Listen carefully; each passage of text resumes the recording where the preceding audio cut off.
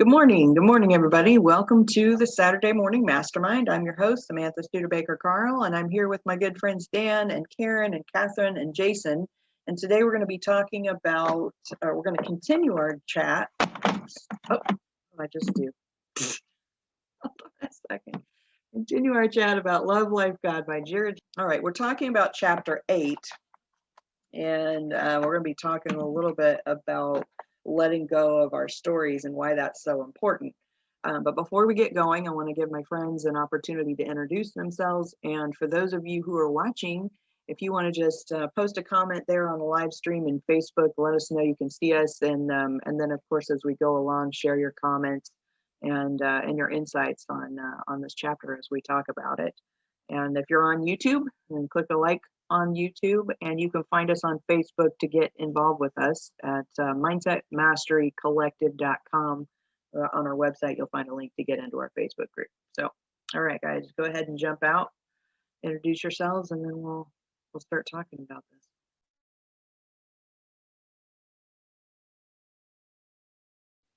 Good morning, it's Catherine Clement.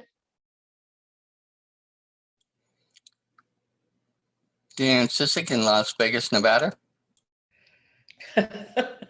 You'd think I'd know this game by now. I thought I had talked on Dan and I didn't have my mute off. This is Karen Lohoff in Dum-Dumville. All right, so we're talking about chapter 8, and I think Dan was going to read a little bit. We're starting on page 27 if you're following along in the book. Page 27, about midway down the page. So go ahead and read away, Mr. Dan. Actually, it's page 127. Oh, sorry. What did I say? 27. Oh, where is my brain today? Okay, page 127. Okay. It's and the question that Jarrad puts forth is, or no, the collective puts forth, this is why it is so important to give up your stories. And there's a little bit before that, and we might go in and pull that in if we need to. And then after that, it says, yes, there will be people will choose not to give them up let me start over. Yes, there will be people will choose not to give them up and that's okay. We're here for the consciousness that wishes to move now. Again, no one will be left behind. No one will be lost, but on a large scale, consciousness wants to move, and we're here to show how to make this shift. From a philosophical standpoint, I can see what you're saying. If I know that I'm my own creator, then nothing outside of my influence. But shit happens. How do I? And then the collective says, love yourself, love your neighbor, love all. Many people reading these words will be feeling just as much resistance as you are. As you feel this resistance, claim I am self-love. If you find that you are not in trust yet, tell yourself I am love. You are safe where you are. These feelings that are coming up are a result of your fear of and around creation. We mentioned there were other ways for this to show up, and resistance is one of them. You're taught that resistance is your intuition warning you that something is wrong. But the only thing wrong is that you don't know your power. These feelings are a reminder that you don't quite know that which you set out to know. It's just fear coming up to be released. So release by claiming self-love.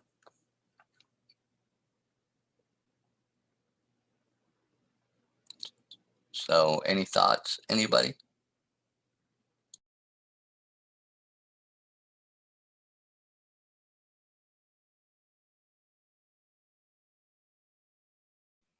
I think you should go ahead and read a little bit more, Dan. Okay. Left off where it said by claiming self-love.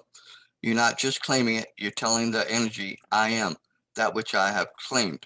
I am self-love. I am the love of myself as divine source energy.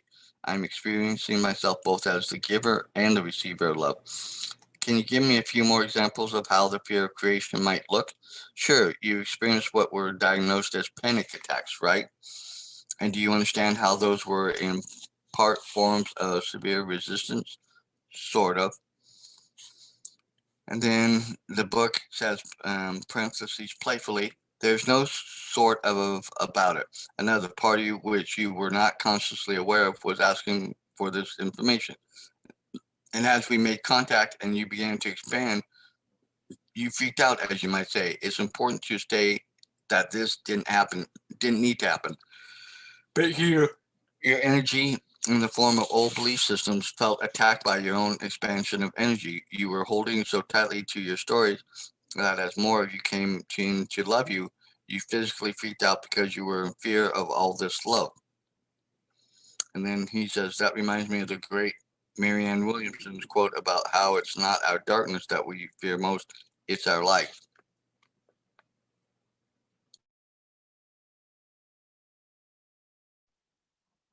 Thanks, Dan.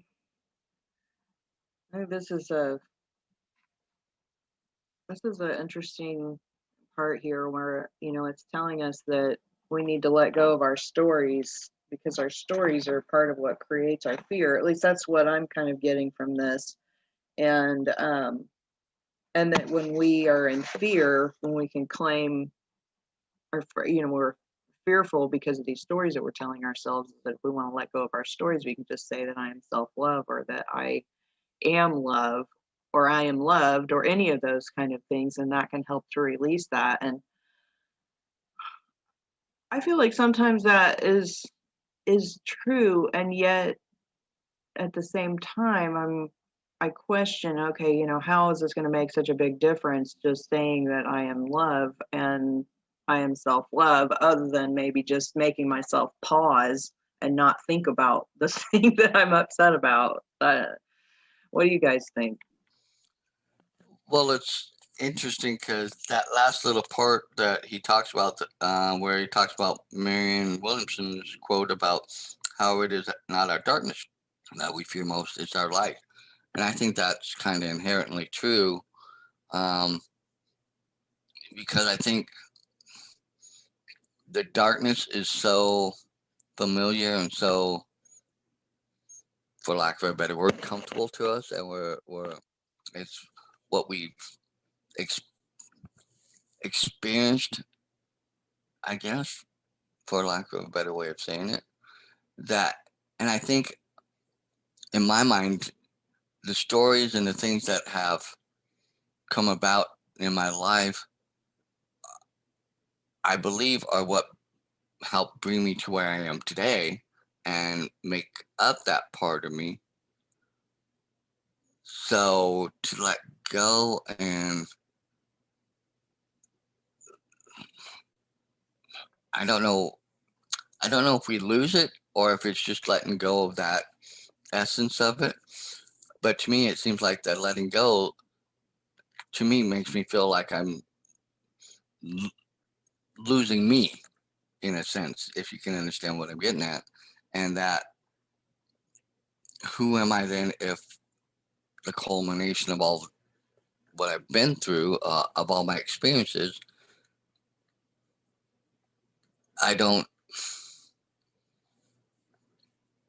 accept or recognize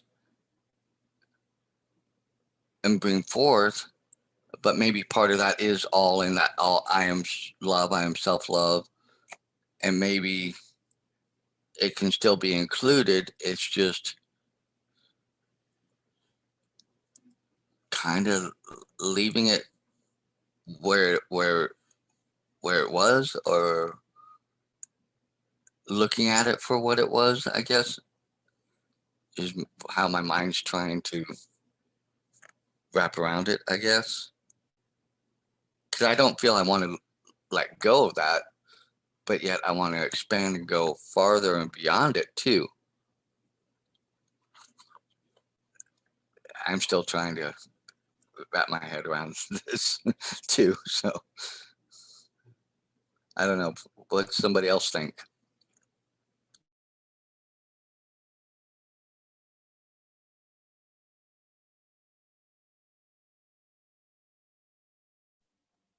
I like how they brought up this the topic of the anxiety or the panic attacks. I feel like that's kind of a good example how where our stories can cause us to have anxiety about something that we think we're afraid of. And for an example, I'm trying to think of a good one in my mind of when I've had anxiety. Well, and I guess kind of recently with my dad passing, and with having to deal with all of his estate stuff and his house and all, and all of his accounts and just everything that goes along with that, as well as coming into a new year of business with our trucking company. And we have like a whole big change from last year to this year with our trucking company's income sources, and so I have all of these things going on in my life. And I had kind of, I wouldn't call it necessarily a panic attack, but I would say that I had a high level of anxiety that was showing up in tension in my body, and just, it was making me kind of freeze, if you will. I was just like kind of not knowing where to start or what to do with everything that was going on, and got myself kind of worked up into this just anxious state. And I realized that I was being so anxious because it was all the thoughts that were going on in my head of the what if scenarios of what if I can't get all this done, what if this doesn't work out, what if and I don't feel like I would have as many what if thought processes if I hadn't had the experiences in my past that were really difficult. And, particularly, this is our second go around with a trucking company, and our first trucking company failed miserably. We made some really, really bad mistakes. And so then when things come up with the company now, I have all of this backstory, if you will, of what happened before. And, it causes anxiety for me, wondering about the future. And then, in relation to my dad, just all of the overwhelm of everything that needed to get done, then I have these worries about, am I going to be able to get all this done? Am I going to be letting down my brothers and sisters? Am I going to be, just a number of different things of just trying to accomplish everything that needs to be accomplished. And so it creates a high level of anxiety. And but when I recognized that it was just all of these stories I was telling myself, and I didn't have to listen to those stories. I could just say, okay, I'm not listening to this anymore. I'm going to look at my future as it's open and it's wide, and it's unlimited possibility instead of limited by my previous stories. Then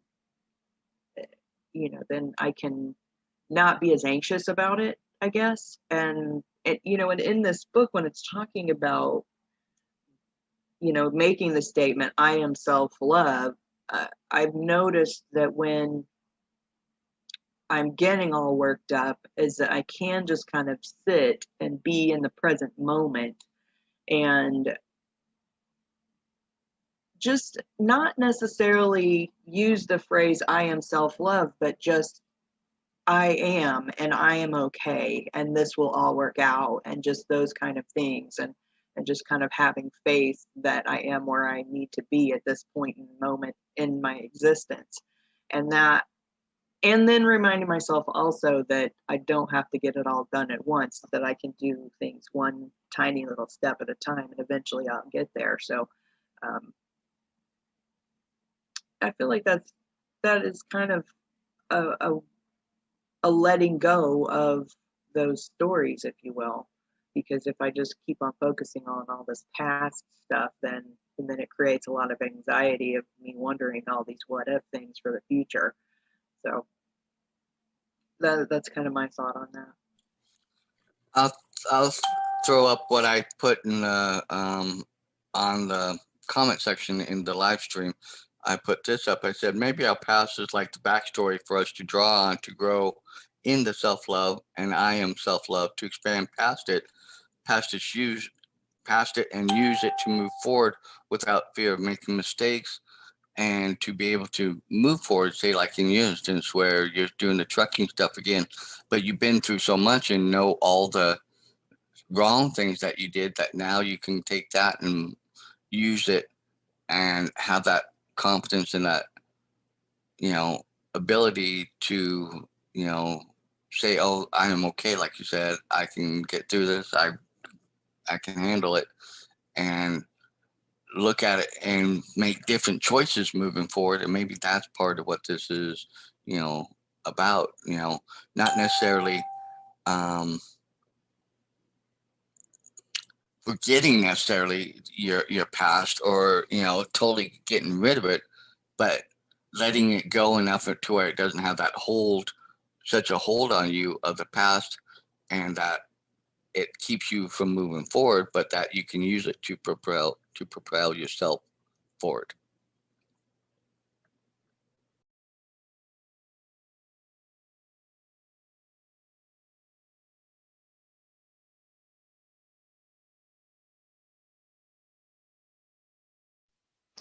I think there's always a bit of a,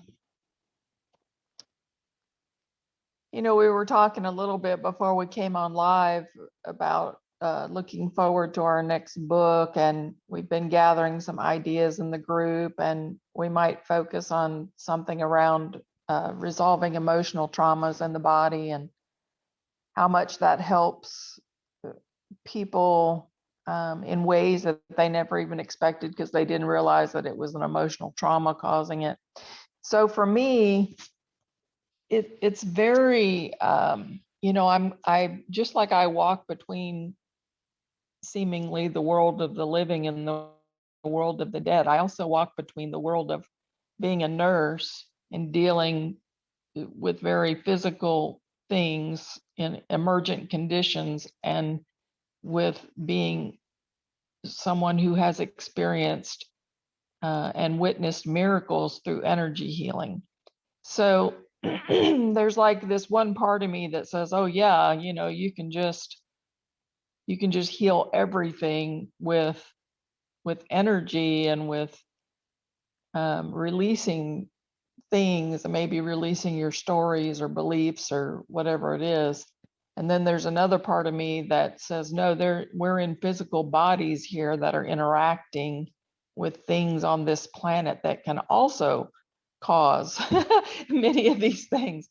And yes, fear can definitely cause many things in the body. I experienced that a lot when I was driving rideshare.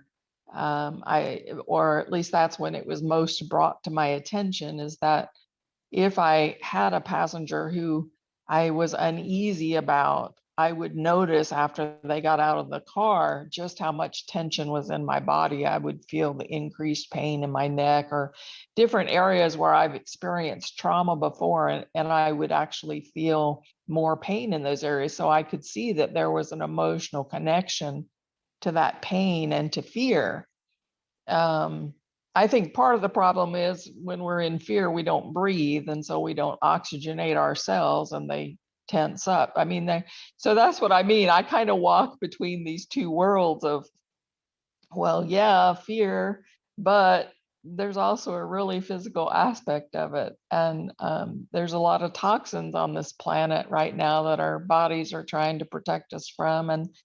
And being chronically exposed to, say, something as common as mold, which so many houses have mold in them, that can drive your body into this state of an autonomic dysfunction that results also in anxiety and in fears that are, quote, irrational, just fears that people don't really have any reason to be afraid of such a thing, but they're deathly frightened of it for whatever reason. And that can all be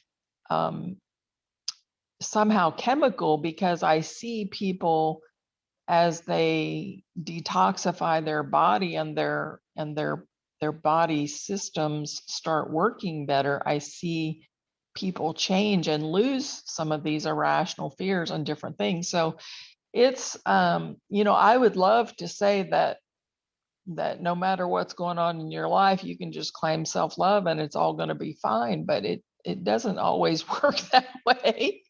And I know that, these are beings that are communicating to us from a completely different perspective than from being inside a human body and trying to cope with the day-to-day of an earth existence. And they're giving us guidance. I mean, yeah, we definitely can, like you said, Samantha, sometimes your mind just gets in this spin and you just have to stop and claim whatever it is you need to claim. Breathe and yes, Dan, pull from past experiences. That again is a choice, because we all have a lot of good experiences and a lot of bad experiences, and we can look back in our lives and we can choose whether we're going to pull from the bad ones and stay in a state of fear, or whether we're going to pull from the accomplishments. Most people don't recognize the accomplishments. So that's why we've talked about this many, many times about when something really good happens. Even it doesn't have to be like you won the Academy Award. I mean, it can be like yesterday, I was able to do the laundry, which normally takes me a couple of days just to do the laundry when the dog blankets are involved, because there's a lot of dog blankets. So, and even if I can manage to get through them, then I have to wait till the next day to actually clean all the hair out of the dryer. That sounds disgusting, but clean the hair out of the washer and the dryer off the dog blankets, because I'm too exhausted after washing them. And, but yesterday I was able to do all the laundry, clean the washer and dryer, and do a very physical chore, which I had not been able to do. I'd been putting it off for a year because I did not have the energy to even tackle part of it.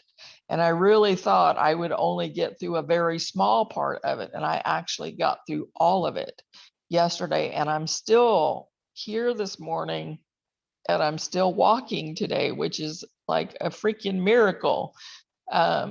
So I will be pulling from that experience in the future when I look at things and I say, oh, I just can't do that, or I don't think I can do that, or whatever. I'm going to look back at yesterday. I'm going to go look at what you did.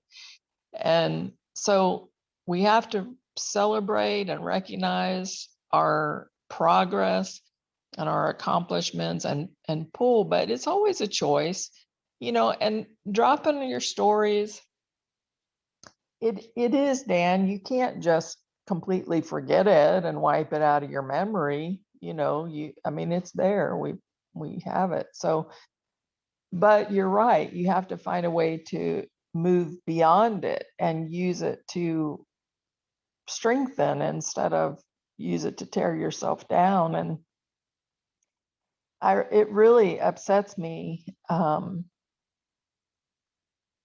I guess I've been blessed that I've been so weird all my life that I kind of took on very early that I really don't give a shite what anybody thinks about me, because they're not experiencing my reality. So, we all have different realities. And I realized that really early on, that we literally are all living in our own separate universe. And but it just breaks my heart to see people who are crushed decades and later over, a comment that somebody made towards them, or, they some way that they were chastised or cut down or whatever it was, but they like took it to heart and believed it, and it screws them up for their whole life.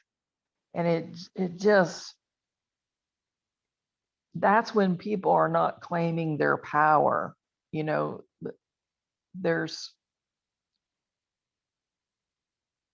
We're so quick, and we're taught to, as kids, to hand our power over to other people. That's just how our species raises its young. we're very, unlike other animals on the planet, we're very dependent on our parents for a long time. And that gives our parents a power over us that tends to, make us always believe that we have to give our power over to somebody. So yeah, we have to claim our power and stand in our own, because we're the only ones in our universe, you guys. And I think once people can actually recognize that you're the only one in your universe, so nobody else can judge or put any kind of thing on you. I would just love to see more people be able to claim that part, because there's such a freedom in it. Oh my God.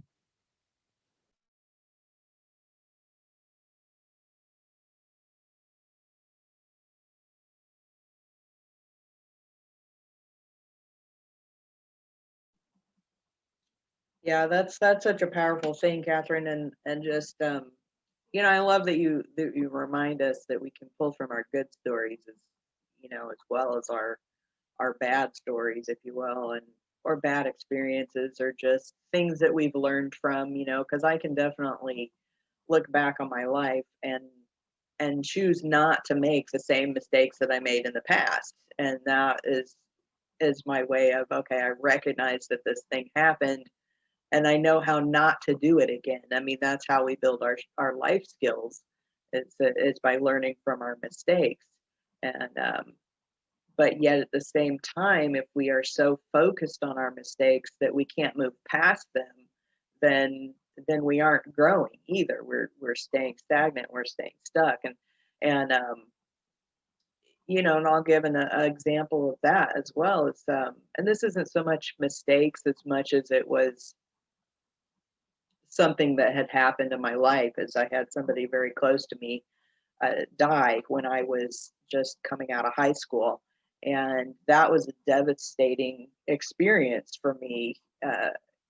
And it lasted for a lot of years. I was just so upset about it, and because of being kind of locked into that feeling of loss, is that I wasn't completely open in as my life went forward. And then so I didn't have as great of relationships with people in the future because of this kind of fear of loss. And and it wasn't until, gosh, not even that many years ago that I finally realized that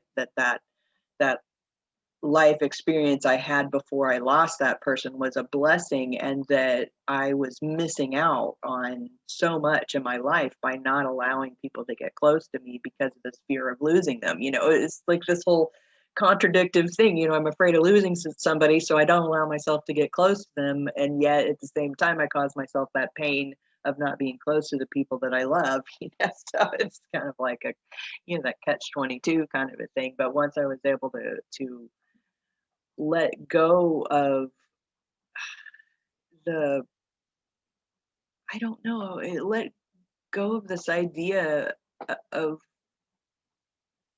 not being okay if something happens to somebody in my life. I had to kind of overcome that and realize that, I'm only gaining by allowing these people to be close to me in my life rather than um, because we put up these walls and we don't allow ourselves to have a full experience in something for fear they're going to lose the thing that we're experiencing, which is just kind of, it's crazy. We prevent ourselves from being happy so that we can avoid not being happy. So it doesn't make any sense. It's like, it's that one of those weird things that we do as humans, like what you were saying, Catherine. We're supposedly the most advanced species on the planet, and yet we're the most dependent animals on the planet also. So yeah, it's those weird things that we do to ourselves. I don't know. It was interesting as Catherine is speaking, and now you're speaking a little bit about that. The imagery that came into my mind a lot of like out in the wild, and it was with birds for some odd reason, but how birds a lot of times, yeah, they'll take care of their babies, they'll feed them and get them to a certain point, but after a certain point, a lot of times you see them pushing them out of the nest to help them learn how to fly, and yet they don't really know how to fly, but they're pushing them out of the nest, and the bird, as they're going down, flapping their wings, and of course, the parent bird is staring around to help them out, but it's almost like, okay, we've gotten you to this point. Now it's time for you to start, doing for yourself, and learning how to do for yourself. And they don't really coddle them. They just start throwing them out there. And, I hate to say it, sometimes if you don't flap your wings and fly, you might end up on the ground, food for something else, unless the parent, but of course, the mother and, parent birds will be around and attack the other, animal, but it doesn't always necessarily mean that they're going to be able to fend that bigger animal off sometimes, and here, I think sometimes, we have, like I said, a different approach to it. And we are very dependent for a long period of time compared to like out in the nature and the real world. And even as we go on in life, we're still very dependent on other people, and in some cases, a lot of people are still very dependent on, maybe not for, like some things like the working and stuff, but they're very dependent on what people say about them and how, what they think about them rather than what they think about themselves. They think of themselves down here, but if somebody else says, "Oh, well, you're so good at this," or "You're so great at this," it, and they kind of live for that rather than living for themselves. And I think that's something else that a lot of people can get caught up in.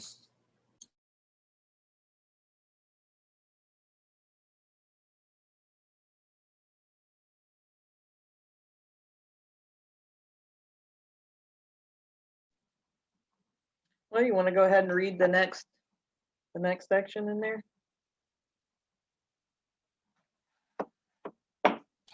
Sure. So we left off with about Marianne Williamson on page 129.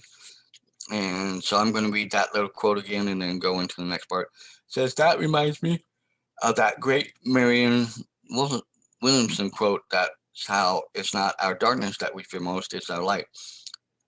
The collector says, she was right. Back to your panic attack.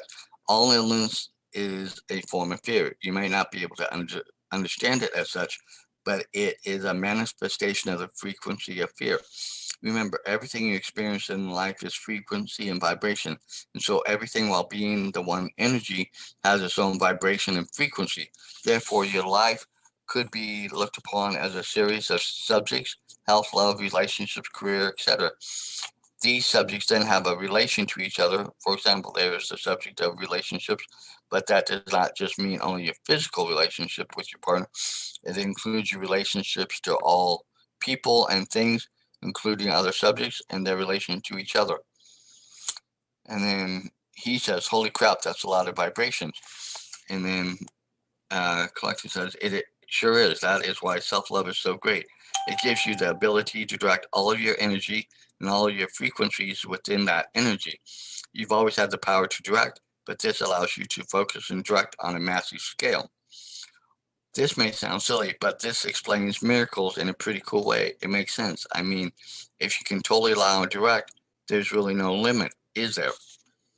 Nope, there are physical aspects to your reality, physical laws, and most have come here to experience life in this plane with these limitations. Yet a very small portion of consciousness has chosen to have the experience of expanding beyond these laws. Then the fear then arises because to expand beyond these laws of physics require one to fully know and to own their creatorship. And if I own mine, what will I do? What will others do not yet know theirs think of me? What will they do to me? You see, they cannot do anything to you. These fears, however, are the blueprint for remembering who you are and then suffering because of it. It's the idea that if people know how great you truly are, they'll come in droves to take you down, because who are you to be so great? So again, you see the role fear plays. Wow, that's amazing. Very much wow. So what are the exact words I would use in claiming this formula? You don't even need words, which actually brings us to the second part of this blueprint, the frequency of intention. So next chapter, and then next chapter.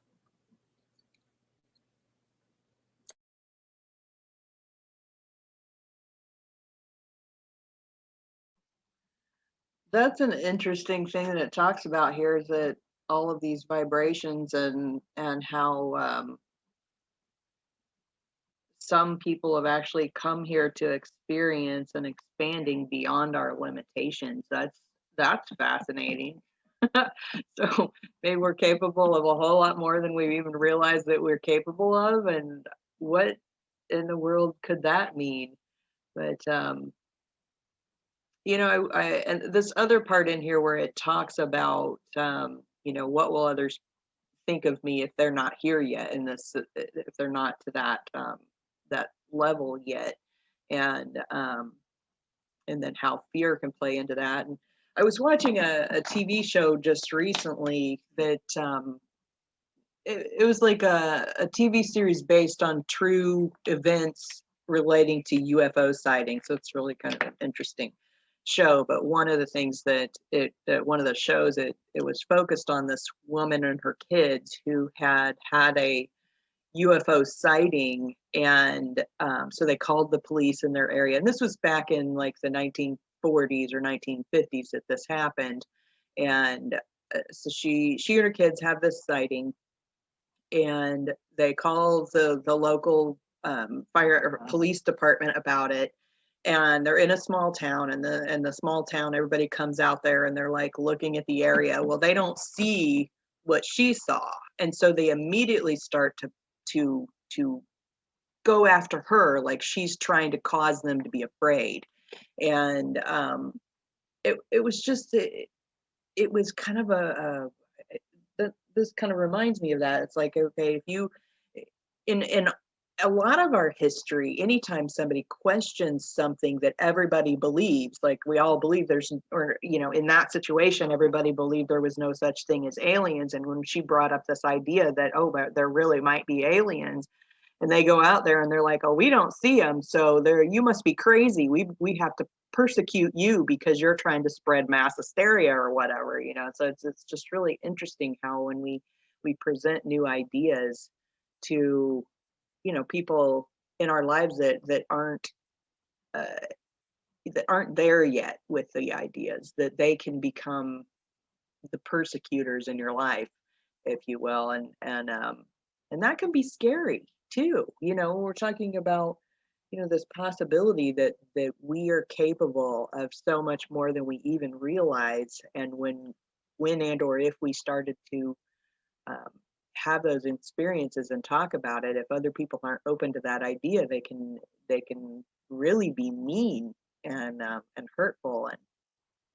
But of course, if we're claiming self-love, like Catherine says, if you can get to that kind of place in your life where you don't care about what other people think, and that then then it's not going to hurt as much, right? But it's just interesting. There's just a number of thoughts that popped up for me when we were reading that. What do you guys think?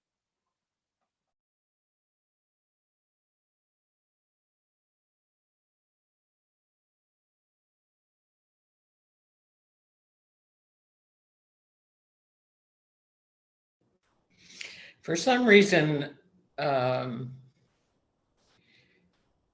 the woman who had to wear the letter A for being an adulteress for years of her life, with her small child and so forth, and then it was discovered that the father was the preacher.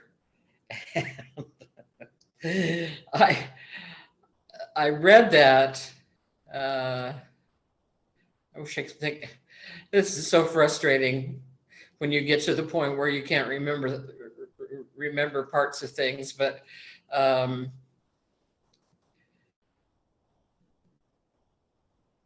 I read that when I was in high school, and then I had occasion to run across it um, just a few years ago.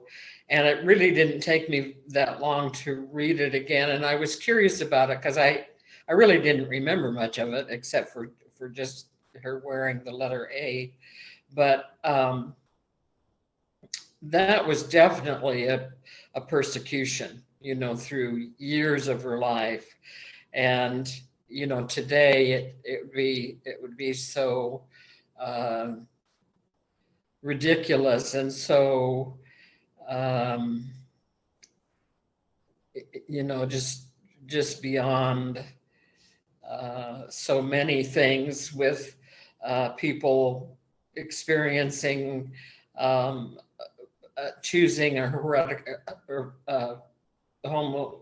homosexual life. I was watching. I told you earlier a couple weeks ago that I've been watching couples therapy, which I really was enjoying, and one of the couples was a pair where the one person had transgendered to female, and then the other was female. And, it does make you think, especially when they're talking about their experiences with a counselor, it makes you think about what kinds of things they have to deal with, and how readily we as humans go towards persecuting others that we don't maybe agree with for whatever reason. And this commentary on panic attacks in this particular chapter has really caused me to think about a lot of things, because the first time that I learned what a panic attack was, as most people do, I thought I was having a heart attack, and that I had self-diagnosed and I knew that it was a heart attack, and I go to the doctor and he makes kind of small, he just reduced it to this idea of a panic attack and how to behave, which to me it was strange at the time, but it's definitely worked. And as I've gone through the various panic attacks that I could remember in my life, I've tried to understand. It's like my body was persecuting me.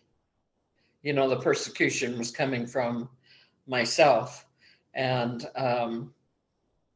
trying to understand the point of the various ones, because it's not all the same frequency, not all the same subject.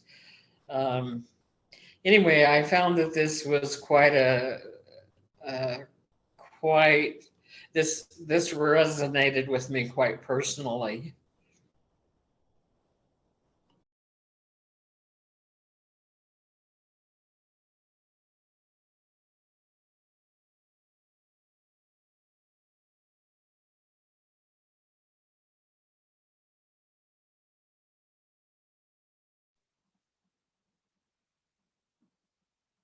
We haven't run out of stuff to talk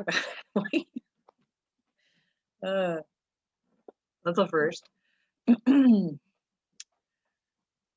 Well, I think we can wrap up for today if nobody's got any other thoughts about that. Since we're at the end of this chapter, we can start into chapter 9. Is it 9? Next week. So next week we'll start talking about intention and how that relates to everything that we've read so far in this book. And but yeah, so this has been a really interesting chapter. So guys, any final thoughts before we wrap up? Well, me, it's interesting how like when Karen was bringing up about like the Scarlet Letter, because I read that book in high school and stuff too, and how, from what I remember, along with what Karen was saying, that part of the reason why I think she was the one that was made to wear the Scarlet Letter was because they were blaming her rather than blaming uh, the preacher or the pastor, because back then they were supposed to be so holier than thou, and it was a very different hierarchy of men compared to women, and so a lot of times women were not believed for things that they would say and that were happening, even though it was the truth. And so I think that's part of the other reason why, and therefore as a outward public thing of to show to I hate using this word, but for conformity and as an example for other women back then, that this is the view that will be taken of you if you act this way, rather than, oh well, maybe it was not totally her fault, maybe it was more the preacher's fault in allowing this to happen, or causing it to happen. And I think that's what happens a lot of times today. People get so caught up on how things are perceived or how things have been for so long, that sometimes we need to go back and relook at things and reevaluate things, and within our own selves and as a species, as a human species too. So I think there's a lot this book can help us move forward to, especially like this chapter, move forward with, and moving forward on how we can use the past, allow it to help us to grow in that self-love and to move forward to allow more openness. I can't find the right word I'm thinking of using, but and to allow ourselves to get back to that equal state, or back to that consciousness of where we're operating in full love. I guess that's what I'm trying to get to.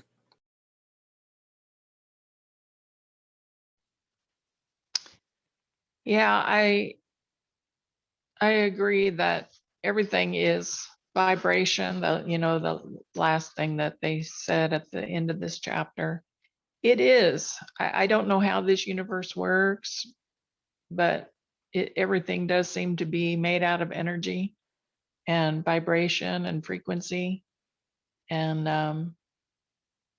I just want to remind everybody that fear is a huge vibration that can very easily take you over. And there's a lot of it on the planet right now in masses of people. And it doesn't matter, like there's 12 different sides to every subject, and it doesn't matter which one you are. If you're against that other side, there's fear there, and it often expresses as anger, but it's really fear.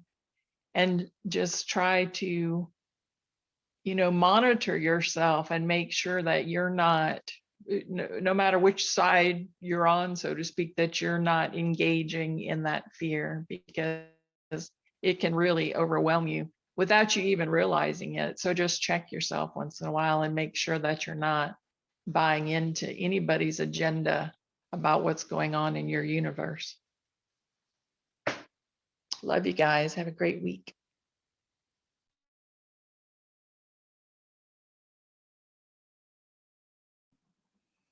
I do want to mention, I mean, even though we have a lot of fear and whatnot that is going on in the world right now, I think that there's a lot more openness than there's ever been as well. And I feel positive about that because we can have this conversation here without um, being arrested or burned at the stake. So, you know, things are better than they were at one point in time. Now, I'm not saying it's better everywhere in every situation and all of that, because obviously there's still a lot of crap going on in this world, but I feel like we're moving in a positive direction overall. And books like this are, the fact that that people can write a book like this without the fear of repercussion that there used to be for things like this.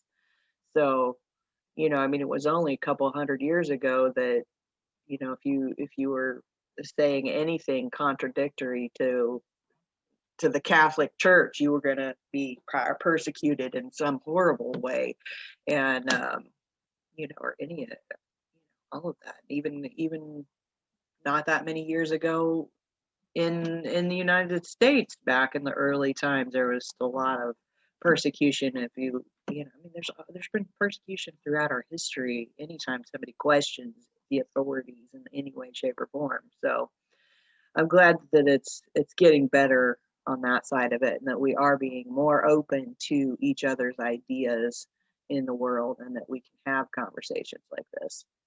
Hey there, Jason. I see you now. Do you want to add something before we wrap up for today? You've been listening in the background. Hey, yeah, really great discussion, guys.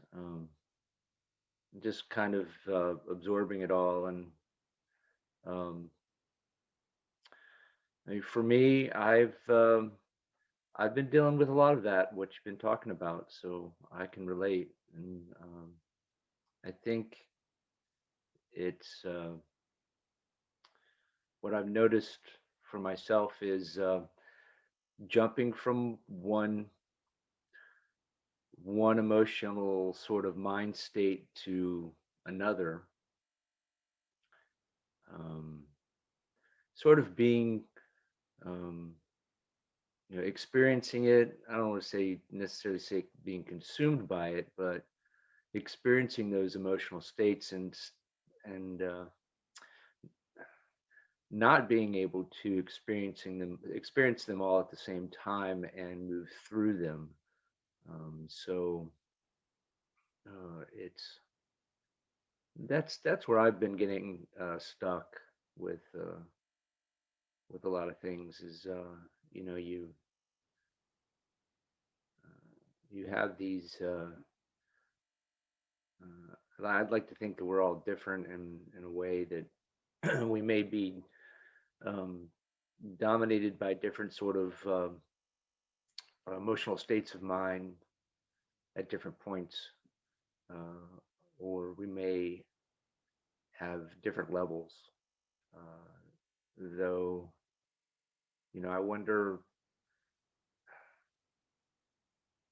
I mean, we talked about losing. I don't know. Was it losing our story or letting go of our stories, and but also trying to learn from them and live and use them to shape our futures. But to do that, you have to bring it along with you and not be try not to be affected in a negative way from it. So I don't know, just been having a difficult time sort of snapping out of one emotional state and jumping into another. And what I'd really like to do is be able to really kind of function through all of it at the same time. I guess, or jump back and forth faster. And I don't know. I'm wondering what you all think about that. But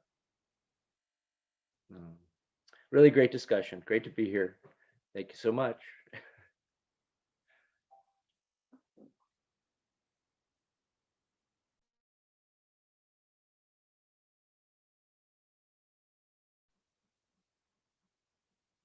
Thanks for sharing, Jason. Yeah, I feel like I have some times where it's easy to snap out of a downward spiral, and then other times not so much, And I think in those times when I'm struggling to get out of my funk, that's probably the best time that I can just I don't know what to do, and so all I can do is just send myself love, you know, and sometimes just and just even the statement in the book that I am self-love, sometimes that just helps, even though it doesn't fix everything. It still can help me know that this is going to pass. I know it'll pass. Sometimes I feel like it's just like for me a hormonal thing, or sometimes it's because it's cloudy outside instead of sunny, and or I'll have seen a movie or something, and that will trigger some emotional response in me that I wasn't really paying attention to, or some crap on TV, whatever, and it'll send me into a downward spiral. And when I can just remind myself, if nothing else, that it'll pass, and that I don't have to fix it. Sometimes we need to be in our funk for a little while for some reason. Who knows? Maybe we just need personal reflection on whatever's going on in our lives, and we need to just feel that for a little while and be okay with feeling it. And then, then going from there. Jump out, Dan. Go ahead. Well, I was going to say, I fully understand what you're going through, Jason, and go through it myself at times. And I'm getting a little personal here, but I tend to text my mom every day. She lives by herself. She's 77. She's getting older. So I just like to know that she's doing okay. But there are times where in her constantly ask me, what are you doing? What are you eating? What are you doing? It's like, do you need to know every little detail, Mom? But in that, there are times where she'll ask me, what am I doing today? And it's like, nothing. And she's like, what, you're not watching TV? And it's like, no, I'm doing nothing right now. Because in those moments that I'm not going to tell her every little thing because she doesn't need to know, but there are times where I just need those moments where I'm in the quiet. I have nothing going on. I don't have TV, anything, nothing going on for a little while. I'm just enjoying the quiet, and somehow it's had a calming effect on me. And other times I'll just I'll throw up on my TV. I can get YouTube on my TV, and I'll put on one of my playlists of music, and I have a whole bunch of songs that I've clicked on that I like and stuff. And they're all songs that have meanings to me and something, but that I'll just listen to that for a couple hours. And it's in that time, I'm just going through those moments of, kind of, for lack of a better way, recalibrating myself, I think, because sometimes I think I deal with so much, and I understand that for me, music is a way of how I kind of resettle myself. But I've learned also lately from this book that there have been a few times where I've sat there and said, I am self-love. And it has also helped me in those moments when I'm just, like, everything's coming at me at once, and I'm just like needing. And I've learned that, when I do those things and do those moments and just be in those moments a little bit, it just, it helps. I don't know how it helps or in what way, but it just helps get me through whatever I'm going through. And in those moments, I don't want everybody asking me, okay, what are you doing? If you're not doing anything, kind of like, what are you doing? Well, sometimes you just need to do nothing and be in whatever it is, and a lot of times, usually as I'm doing that, I'll start doing this. I'll start cleaning this, or I'll start putting that, or I'll do that, or something. I kind of just get into emotion, but in that motion, I'm not really focused on it. I'm just focused on whatever, the thoughts and feelings and the music, and working through it that way. And I think sometimes, like Samantha says, you just kind of need to be in it and know that it will pass and that you'll get through it. But this is a way that you just kind of deal with it for yourself, I guess, that, for lack of a better way. For me, that's how, and I think everybody has their own way. I think we all have whatever resonates with us, or like Catherine is to, spiritual healing and that sitting and that doing stuff. And, I think we all have, and if we learn to understand that and get in tune with that, I think that's, a way for us to get our frequencies back in alignment, I think, or at least for me, that works.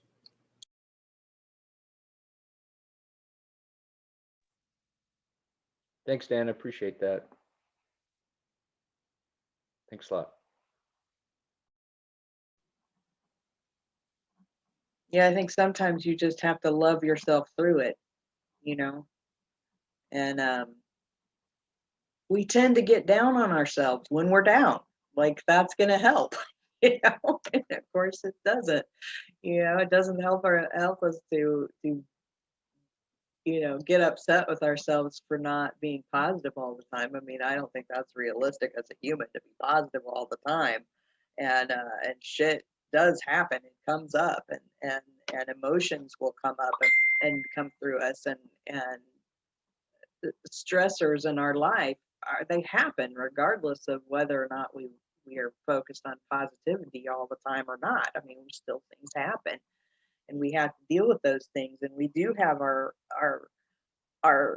past life experiences that have emotions that are connected to those things, that when something happens in our present that is similar to or reminds us of, then we kind of have this automatic response of going back into that same old feeling. And and the only way we can interrupt that is to make the choice to try and interrupt it in the first place. And if we don't even know what to do, it's just loving ourselves, knowing that, okay, I can still love myself even though this is happening. This is, that I'm going through this, that I'm having this emotional experience, that, I can still love myself through it, and it's all okay. That's the other thing, is we tend to tell ourselves it's not okay to be negative. It's not okay to have a negative emotion, but in reality, it is okay. We are going through it, so it's okay. And we just need to love ourselves through it. So that's my opinion. Anyway. Well, we're past the hour. I know I asked for final thoughts before, but we got on this other topic. So any other final thoughts?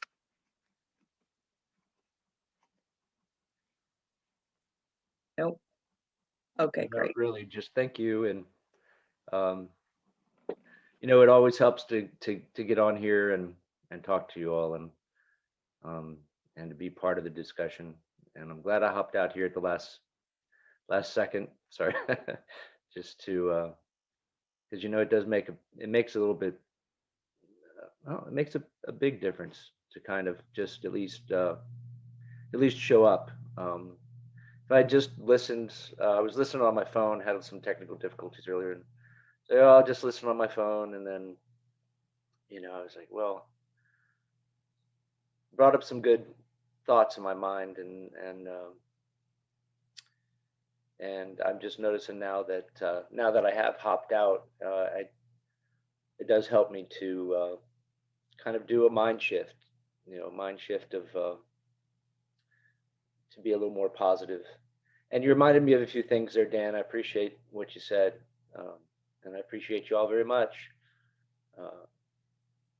And I encourage anyone out there also to hop on and come on out in the live and get on video if you feel like it, because it does have a different kind of a mind shift from my experience. So again, thanks a lot, and everybody have a great week, and hear from you soon.